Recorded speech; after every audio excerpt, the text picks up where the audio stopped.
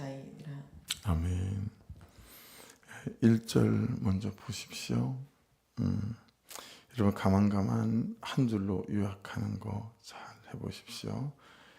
버릴 것 5가지가 먼저 나오죠. 1절에 모든 악독, 두 번째가 모든 기만, 세 번째가 위식, 네 번째가 시기, 다섯 번째가 모든 비방하는 말을 버리고.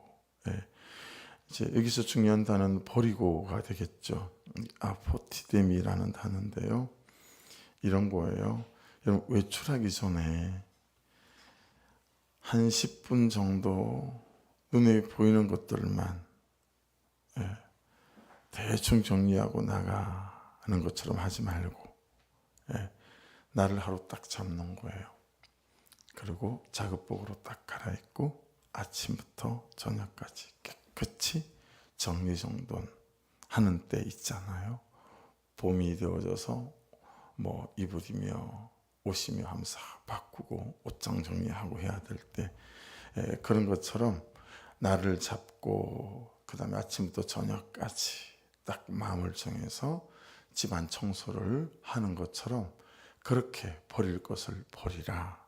이제 이게 그런 의미가 되어집니다.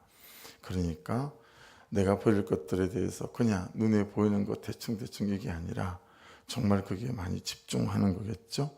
그러니 한번 이 아침에 우리를 돌아볼 만하죠. 요즘 또 우리 여러분 청소 맨날 하지만 소파 밑에 침대 밑에 어느덧 또 먼지가 이런저런 게 뿌옇게 쌓여 있는 것처럼 내 버릴 게 무엇인가 한번 적용해 볼 수 있겠죠. 그렇게 말끔히 치우고 정리하는 그런 시도를 좀 구체적으로 도전해라, 이런 뜻이 될 수 있습니다.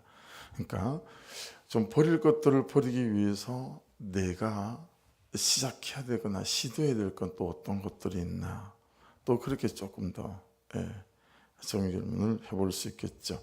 자, 근데 좀 달라요.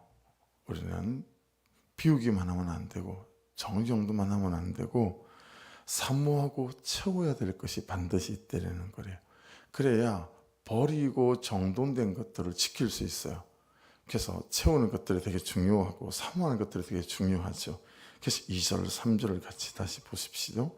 갓난 아기들 같이 순전하고 신령한 젖을 사모해라. 왜 그러냐면, 왜 사모해야 되냐면, 이는 그로 말미암아 너희로 구원에 이르도록 자라가게 하려 함이라. 여러분 우리가 이전 말씀에서 깨닫게 되는 건 그런 거죠. 삶이 자라기 전에, 여러분의 가정이 자라기 전에, 여러분의 자녀들이 좋은 사람으로 자라기 전에, 교회가 목장이 자라기 전에 내가 자라야 하는 것이구나 라는 거죠. 내가 자라야 다른 게 자란다. 네가 키가 커져야 네 삶이 키가 커진다. 네가 깊어져야 깊어지고 네가 넓어져야 네 삶이 넓어진다. 그런 의미나 맥락이 되어지는 거죠. 자, 거기 2절에 신령한 있죠. 신령한 로기코스인데 영적인 말씀, 이렇게 해석이 될 수 있고요. 젖 나오잖아요. 신령한 젖을 사모하라. 이건 갈라인데 그냥 복음이고 말씀이라고 보시면 돼요. 신령한 말씀을 사모해라. 신령한 복음을 사모해라. 이제 그렇게 말씀을 사모하게 되면 어떻게 된다고요? 네가 자란다. 네가 키가 커지고 네가 깊어진다. 그러면 삶이 깊어지고 키가 커진다. 이렇게 말씀을 볼 수 있겠죠.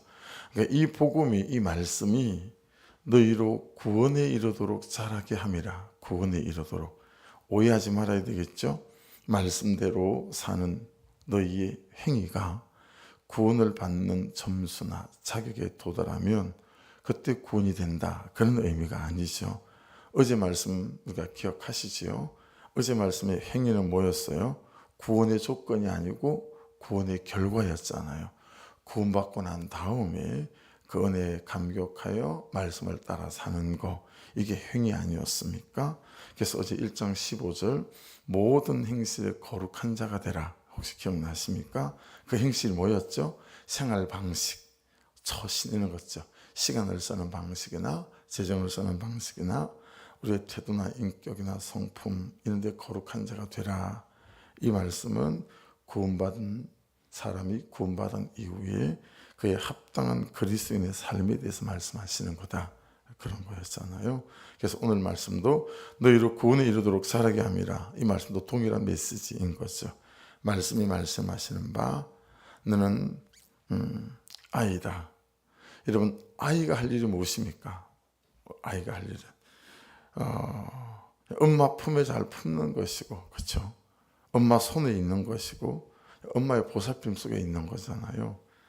교회에서 우리가 키우는 페르시안 고양이가 나이가 11살 정도 됐단 말이에요. 페르시안 고양이가 저 정도 11살 정도 되면 하루 18시간을 자야 한답니다.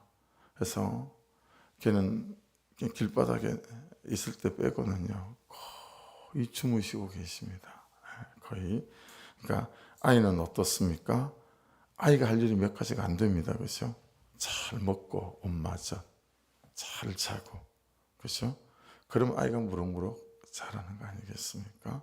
그래서 이것을 사절에서는 이렇게 말씀하세요. 사절을 보시면 사람에게는 버린 바가 되었으나 하나님께는 택하심을 입은 보배로운 산돌이신 예수께 나아가.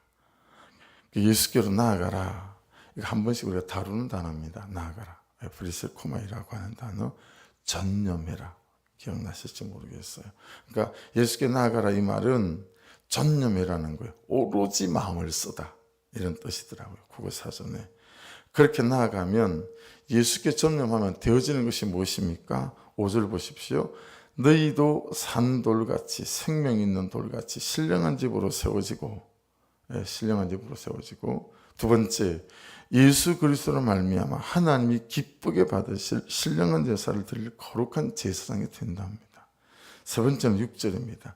성경에 기록되었을 때 보라 내가 택한 보배로운 모퉁이 돌, 이게 뭐겠어요? 예수님이죠. 시온에 두노니 그를 믿는 자는 부끄러움을 당하지 아니하리라. 여러분 예수께 전념하면 부끄러움을 당하지 않는다. 그렇게 세 번째로 말씀합니다.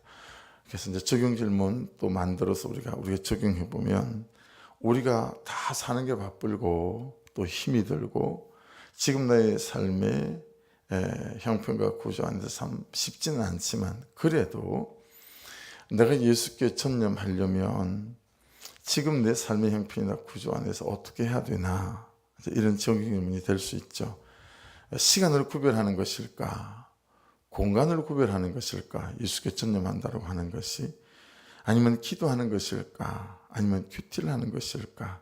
아니면 누구를 잘 섬기는 것일까? 아니면 무엇을 하는 것일까? 무엇을 안 하는 것일까? 그러니까 어떤 사람에게는 예수께 전념하는 게요, 무엇을 해야 되는 사람이 있는 반면에 어떤 사람은 예수께 전념한다라고 한다면 무엇을 안 하는 게 될 수도 있죠. 이해되시죠? 시간을 따로 구별해서 내가 예수께 전념해야 되나, 아니면 어떤 공간을 구별해서 예수께 전념해야 되나. 하긴 하는데 꼭 출근하면서 뭐 아름다운 일이죠. 놀라운 일인데 근데 그게 너무 형식적이고 종교적이고 대충 하는 거라면 여러분 이건 또 시간과 공간을 구별하는 데 있어서 예수께 전념하려면 다른 어떤 시도와 도전들이 좀 있어야 되겠죠. 그래서 한번 생각해 보셔야 합니다. 내가 예수께 전념하려면 무엇을 해야 되나 안 해야 되나, 또는 시간을 구별해야 되나 공간을 구별해야 되나. 어쩌면 우리가 새벽을 좀 5시 반에 깨우는 건 시간도 공간도 다 구별하는 거 아니겠습니까? 그죠?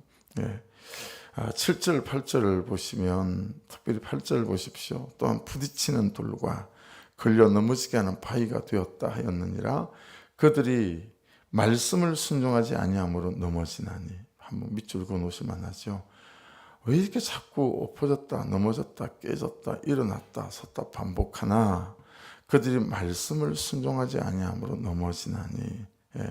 그래서 여러분 7절 말씀 8절 말씀을 보면서 가장 큰 메시지로 깨달아지는 게 또 순종인데요, 믿지 않는 자들이 걸려 넘어지는 이유, 그렇게 되도록 정해져 있는 것과 같이 그들이 순종하지 않기 때문이다. 무슨 얘기예요? 순종하지 않으면 뜨거워졌다 식어졌다 신앙생활이 롤러코스터를 탈 수밖에 없다라는 거예요. 예, 여러분, 우리가 어제 은혜 받았던 말씀이 뭐였죠? 22절. 예, 진리에 순종함으로 영혼이 깨끗하게 되어지고, 영혼이 깨끗하게 되어지면 하나님을 사랑하는 일에, 영혼을 사랑하는 일에 더 깊어진다. 진리에 순종하는 것. 오늘 말씀도 자꾸 걸려 넘어 자빠지는 이유는 순종하지 않기 때문이다 라는 거예요. 네. 참 기억하실 만하죠. 우리가 굉장히 흔하게 하는 고민과 질문 아닙니까? 아니, 잘 하다가, 잘 가다가, 멀쩡하다가 왜 갑자기 또 죄에 넘어지고 자빠질까? 그래서 아이들을 넷이나 키우다 보니까요, 기립형 빈혈 이런 것도 있잖아요. 괜찮다가 앉아있다가 일어서는데 핑 돌아가고 뭐 이런 거. 근데 우리 딸 중에 하나는 얘가 너무 잘 자빠지는 거예요. 아니, 그게 왜 자빠져? 뭐 화가 나고 나중에 그냥 괜히 자빠지니까. 근데 여러분, 한참이나 세월이 지난 다음에 안과를 데리고 갔더니 눈에 문제가 있는 거예요. 이 시력과 이 시력이, 교차 시력이 너무 차이가 나는 거예요. 그래서 자빠지는 거예요. 여러분, 그런 것처럼 영양의 불균형이 있는 것처럼 우리의 신앙에도 영적인 불균형, 그게 뭐예요? 진리에 순종하지 않으면 영적인 불균형이 있어서 뻑하면 잘 자빠지는 거죠. 여러분, 진리에 순종해 감으로 자꾸 넘어지고 시험 들고 하는 일들이 우리에게서 사라져가는, 끊어지는 은혜가 있기를 주의 이름으로 축복합니다. 그러니까 교회에 다닙니다, 예수님을 믿습니다 라고 하는 말하고 순종, 상당히 간격이 있는 말임을 아시지요? 그러니까 교회 다니는 사람이 있지만 예수를 믿습니다라고 말하지만 여러분, 참 진리 말씀에 순종하지 않는 사람들이 너무 많죠. 그러니까 우리는 교회 다닙니다, 예수를 믿습니다라고 하는 이 말이 우리에게는 어떻게 해석되어져야 되냐면, 제가 진리의 말씀에 순종해 가고 있습니다. 할렐루야. 그렇게 해석되어지고 적용되어지게 되면 여러분, 자꾸 걸려 넘어지고 자빠지고 하는 일 말고 품어지는 일들, 받아낼 수 있는 일들이 내 안에서 무조건 만사가 돼요. 그렇지 않으면, 진리에 순종하지 않으면 성령 충만할 때 한 번만 돼. 우리가 다 받아낼 때가 있잖아요. 그때는 성령 충만할 때 한 번만 되는데 이건 조건적인 만사예요. 생각해야 돼 막. 근데 여러분, 자꾸 진리에 순종해 가면 내 안에 영적인 것들이 그렇게 지어져 가고 성품 안에, 태도 안에 이것들이 자꾸 예수 그리스도 은혜 안에 머물러서 가기 때문에 무조건적인 반사가 되어지는 거죠. 그냥 항상 어느 때든 받아내어지는 거. 내가 받아내고 품게 되면 있잖아요, 혈기 날 일이 없습니다. 짜증 날 일이 없어지고 이제 그렇게 되어지는 거죠. 아무쪼록 저하고 여러분이 제가 교회 다닙니다, 예수를 믿습니다 라고 하는 말은 제가 진리의 말씀에 순종해 가는 사람입니다로 해석되어지고 적용될 수 있기를 주의 이름으로 축복합니다. 9절 10절은 예수를 믿는다면 어떤 거냐, 예수를 믿는다면 만일에 여러분이 예수를 믿는다면 지금 9절 10절에서 말하는 이 6가지가 여러분에 대한 성경적인 정의예요. 이해되시죠? 내가 예수를 믿는다면 이 6가지가 나에 대한 성경적인 정의라는 거예요. 그러니 여러분은 미운 오리 새끼 아니다. 그러면 누구냐? 여러분이, 제가. 첫째, 9절을 보십시오. 너는 택하신 족속이다. 이건 리스트로, 목록으로 번호를 붙여야 되죠. 너는 택하신 족속이다. 두 번째 뭐죠? 왕 같은 제사장이다. 세 번째 뭐예요? 거룩한 나라랍니다. 네 번째는요, 그의 소유가 된 백성이래요. 그의 소유가 될 백성이 아니고 그의 소유가 된 백성이에요. 다섯 번째는요, 너희가 전에는 백성이 아니던 10절이죠. 이제는 하나님의 백성이다. 여섯 번째는요, 전에는 긍휼을 얻지 못하더니 이제는 긍휼을 얻은 자니라. 그래서 여러분, 이런 말씀을 할 때 제가 잘 비유로 하는 게, 우리 아이들이 어릴 때, 성남에 살 때 어린이 대공원에 놀러 간다고 했더니 옆집에서 자기들이 바빠서 갈 시간이 없다고 우리 딸 좀 데리고 갔다 와달라고. 그래서 7살짜리 딸을 데리고 옆집 아이를 데리고 어린이 대공원에 가는 거죠. 여러분, 어린이 대공원 앞에 가면 아이들을 제일 먼저 유혹하는 게 뭐죠? 솜사탕 아닙니까? 그러니까 애들이 난리가 났어요. 아빠 솜사탕 사주세요. 그러니까 솜사탕 막 사주는데 옆집에서 오네 우리가 눈치로 같이 사주지만 걔도 너무 사달라고 하고 싶은데 말도 못 꺼내는 거죠. 눈치만 뽀끔뽀끔 보고 앉아있는 거예요. 왜요? 내가 옆집 아저씨니까. 자기 아빠가 아니잖아요. 그러니까 여러분, 이 말은 이래서 하나님이 옆집 아저씨가 아니고 내 아빠라는 거죠. 그러니까 여러분, 잘 보시면 하나님이 아빠가 아닌 사람이 되게 많아요. 하나님 옆집 아저씨라. 도와줄 거라고 생각도 하지도 않고. 그래서 주일 말씀처럼 뭐예요? 기도하는 사람이 하나님을 하나님으로 인정하는 사람이 아니고 하나님을 하나님으로 인정하는 사람만 진짜 기도할 수 있다는 거죠. 내 아버지니까. 우리 딸들도 특히 막내 말이에요. 뭐 이런 다툴 일이 있어가지고 화 잔뜩 내고, 그리고 여러분 가도요, 점심때 당장 자기 친구들이 이거 사 먹자 저거 사 먹자 그러면 돈 떨어지면요, 아무 일도 없었던 것처럼 어떻게 그럴 수가 있을까요?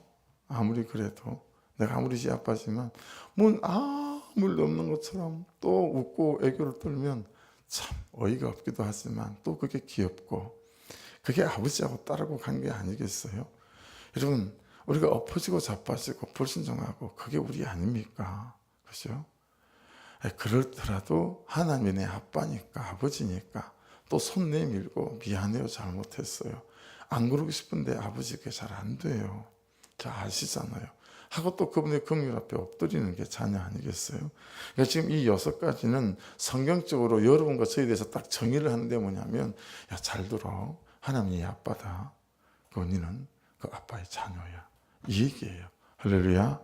그래, 여러분, 하나님을 옆집 아저씨 취급하지 마시고 항상 아빠일 수 있는 영적인 여러분 그만한 은혜 속에 항상 있기를 주의 이름으로 축복합니다. 그러니 막 너무 종교적으로 이랬다고 저랬다고 하나님 내 기도 들으실까, 이거 문제 있는 거예요. 그래서 하나님은 내 아빠다, 옆집 아저씨 아니다, 그렇게 정리하시고 적용점을 잡아가셔도 오늘 말씀에는 불의가 없다. 자, 하나님께서 이 6가지 이렇게 하신 이유가 뭔가? 왜 하나님께서 예수 그리스도를 보내시고 그를 나의 죄를 대신하여 죽게 하시고 씻어 주시고 그렇게 구속해 주셨는가? 이 나같이 부족한 나를, 야, 나는 옆집 아저씨는 네 아버지다, 왜 그렇게 하셨는가? 보십시오. 9절, 너희를 어두운 데서 불러내어 그의 귀한 빛에 들어가게 하시니 아름다운 덕을 선포하게 하려 하십니다. 이게 우리를 그렇게 자녀 삼아주신 이유예요. 그래서 이 9절 10절을 메시지 바이블이 이렇게 번역을 했는데 참 잘 번역이 된 것 같아요. 읽어드릴게요. 그러나 여러분은 하나님께서 택하신 사람들입니다. 택하신이 몇 번 나오는지 한번 세어보십시오. 그러나 여러분은 하나님께서 택하신 사람들입니다. 여러분은 제사장의 일이라는 고귀한 사명을 감당하도록 선택받았고 거룩한 백성이 되도록 선택받았으며 하나님의 일을 하고 하나님을 위해 말하는 그분의 도구로 선택받았습니다. 그것은 하나님께서 여러분을 위해 밤낮으로 행하신 특별한 일. 저는 이게 너무 은혜가 됐어요. 그것은 하나님께서 여러분을 위해 밤낮으로 행하신 특별한 일, 가로 열고 아무것도 아닌 자에서 중요한 자로, 거절당하는 자에서 받아들여진 자로 바꾸신 일, 이게 여러분을 위해서 밤낮으로 함께 행하신 특별한 일이라는 거예요. 그 특별한 일을 다른 사람들에게 전하게 하시려는 것입니다. 그러니까 여러분, 이게 지금 말씀이 되게 중요한 대목인데 여러분 굉장히 놀랍지 않습니까? 우리의 부르심에 있어서 가장 본질적인 거, 제 큐티 제목이에요. 가장 본질적인 거, 이게 큐티 제목 이렇게 잡았는데, 우리의 부르심에 있어서 가장 본질적인 것은 누구의 구원을 위한 부르심이 아니다라는 거예요. 여러분의 저의 본질적인 부르심은 누구에게 복음을 전해서 그들을 구원하기 위함이 아니다라는 거예요. 저도 제 말씀에 여기 말씀에서 되게 은혜가 됐어요. 그게 아니고 나를 아무것도 아닌 자에서 중요한 자로 나를 거절당하는 자, 죄 때문에, 불순종 때문에 나를 거절당하는 자에서 받아들인 자로 바꾸신 일을 다른 사람에게 전하게 하려 함이라는 거예요. 내가 아무것도 아니었거든요. 근데 저 같은 저를 하나님이 자녀 삼아 주셨어요. 이게 가장 본질적인 우리의 부르심이라는 거예요. 내가 하나님의 자녀가 됐어요. 하나님이 내 아빠가 됐어요. 이게 가장 우리의 본질적인 부르심이라는 거예요. 다 많이 다르죠. 그 복음을 전해서 그를 구원시키는 것, 그거 말고 그건 2차적인 부르심이고 가장 1차적인 부르심은 내가 구원을 받았어요. 내가 아무것도 아닌 자에서 하나님의 자녀가 됐어요. 이거 고백하는 거, 이게 우리의 가장 1차적 기본적 본질적 부르심이다 라는 거예요. 그러니까 여러분, 이게 구원의 감격과 감사가 식으시면 할 수 없는 일 아니겠어요? 그렇죠? 그래서 예수께 전념해야 하는 이유는 그래야 나를 어떻게까지 사랑했는지 알 수 있기 때문에 그래요. 여러분, 예수께 전념해야 이렇게까지 나를 사랑하셨구나. 그래서 요한복음 3장 16절을 전체 복음을 압축한 거라고 하잖아요. 하나님이 세상을, 하나님이 남기운 이를 이처럼 사랑하사 독생자를 주셨으니, 이처럼. 그렇죠? 예수님에게 전념해야 하는 이유는 그래야 내가 어떤 학벌로, 금은 보화로도, 이 땅에서의 어떤 성공과 재능과 능력으로도 그 가치를 감히 매길 수 없는 얼마나 존귀한 존재인지를 알 수 있기 때문에 그렇습니다.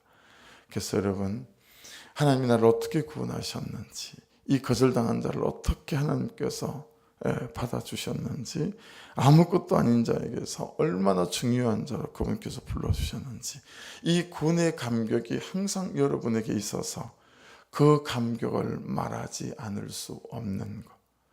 그러니까 여러분, 다른 사람은 참 목사님 집이 오늘 저희가 열쇠 계약을 해요. 그냥 얻었나 보다. 그러지만 이 과정 속에 서 있었던 사람들은 기적이다 라고 할 만하게 기적 같은 일이 있었어요. 주인이 이걸 바꾸고 저걸 바꾸어서 되게끔 하고, 정말 기적 같은 일이었어요. 임대업자라 자기가 5% 이상 못 올리니까 전세로 돌렸어요. 4단지 있는 데보다도 너무 싸게 나가서 깜짝 놀랄 정도였죠. 설마. 그래서 여러분, 집도 안 보고 막 계약하려고 하고, 근데 어쨌든 캔슬이 됐어요. 5% 이상 못 올린다고. 그래서 월 40만 원 이상은 못 받는 거예요, 법적으로. 그래서 3억 5천만 원으로 전세로 돌려서 내놨어요. 7단지 방 4개짜리. 4단지도 월세 120, 130씩 하는데, 그 주인이 그래서 끝났어요. 이제 끝났어요. 근데 며칠, 한 3일인가 지나가지고 전화가 왔어요. 주인이 가가지고 임대업을 포기를 했어요. 말소시켰어요. 그러니까 이 사람이 제가 60만 원 이상은 정부에서 대출 안 해준답니다. 이제 저희 공짜로 지원해 주는 거. 그러니까 이분이 60만 원에다 맞췄어요. 60만 원에다 맞추고 대신 전세금을 2천만 원 더 올렸어요. 다 맞춰가지고, 그래서 당하는 우리는 기적 같은 일인데 다른 사람이 들을 때는 사소한 일이죠. 그러니까 여러분, 다른 사람이 볼 때는 여러분의 구원이 사소한 것일 수 있어도 여러분하고 저한테는 이게 기적 같은 일이어야 된단 말이에요. 할렐루야. 이게 가장 본질적인 부르심이라고요. 내게 기적이 일어났어요. 여러분, 요한복음 4장에서 수가 성경인에게 일어났던 게 그거 아닙니까? 세상에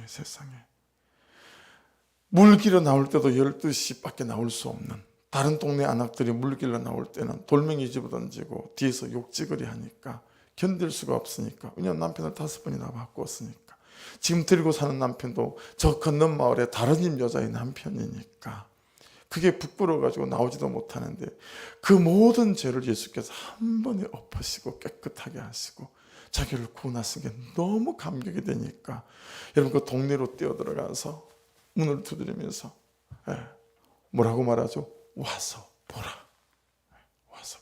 와서 나 좀 보라. 나를 구원하신 이 은혜를 보라. 이거 아니겠어요?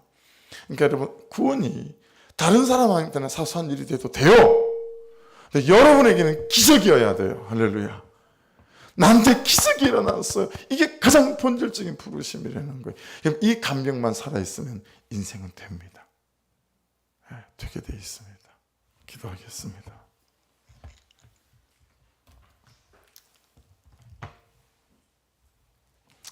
기도하시면서 하나님, 누구에게 구원을 전할 때 왜 구원이 안 되는지를 알았습니다. 누구에게 복음을 전했는데 이 복음이 왜 안 먹히는지 알았습니다. 그것은 나에게 구원의 감격이 없고 나에게 일어난 이 구원이 기적이라는 사실에 대하여 식어져 있기에 하나님, 감격이 없는 이 복음을 전달하는 것들이 그들에게 아무 의미도 없이 와닿구나라는 사실을 깨닫게 하셔서 감사합니다. 가장 본질적인 부르심, 이 구원의 감격, 나에게 얼마나 놀라운 기적이 일어났는지 이것에 대한 아버지 깨달음이 있어서 깨달아지게 하여 주셔서 이제는 참으로 나에게 기적이 일어났다고 기적의 주인공으로 서 있고 그 기적을 말할 수 있는 인생이 되게 하옵소서. 우리 주여 한번 부르고 기도하시고, 여러분 특별히 주일 저녁부터 수요일까지 있는 왕의 제정 이 부흥에 온 성도들이 함께 참여해서 큰 은혜 받을 수 있도록 아버지 도와주옵소서. 꼭 기도로 중보해 주십시오. 기도로 중보한 행사들은 달라요. 체육대회 왜 이렇게 재밌었나, 지금까지 제가 가슴을 붙잡고 있긴 하지만 다들 힘들어하지만 여러분 기도로 잘 준비해온 것들도 은혜다 싶어요. 개정 풍요를 위해서 꼭 기도로 중보해 주십시오. 우리 주여 한번 부르고 기도드리십시다. 주여 하나님 감사합니다. 오늘도 우리를 부르시고 아버지 말씀 앞에 서게 해주셔서 아멘 아멘. 하나님 아버지, 내가 기적의 주인공입니다. 내게 기적이 일어났습니다. 아버지, 수가성 여인처럼 내가 기적이 일어났습니다. 내가 아버지의 자녀가 되고 하나님은 내 아버지가 되신 이 기적의 주인공이 되어졌습니다. 은혜를 부어주셔서 이 기적, 이 감격을 놓지 않고 잃지 않고 식어지지 않고 날마다 이 기적을 노래하고 감격을 노래하는 인생이 되게 하여 주시옵소서. 주님,